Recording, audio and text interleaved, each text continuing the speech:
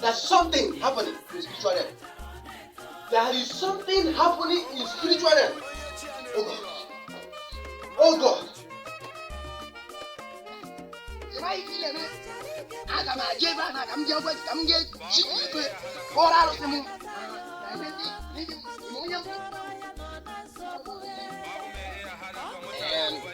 Écoutez.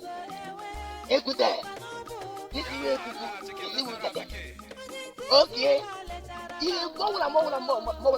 Il n'a bien au Bouddha.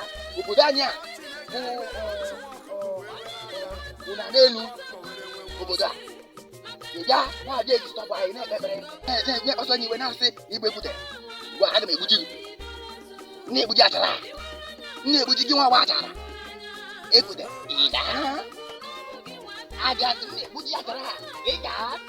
Fight against those who fight against me. Dispose those who dispose me. Punish those who want to punish me. Oh God. Ịda aga na-egbuji achara ịda darịrị ekwute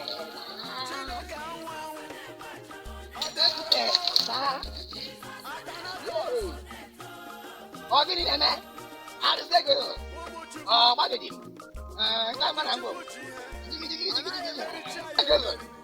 arụsegbu ya nganga na ngụngụ ọsị mma ọ gịnị na-eme ọ na-ekwe ọsanya arụsego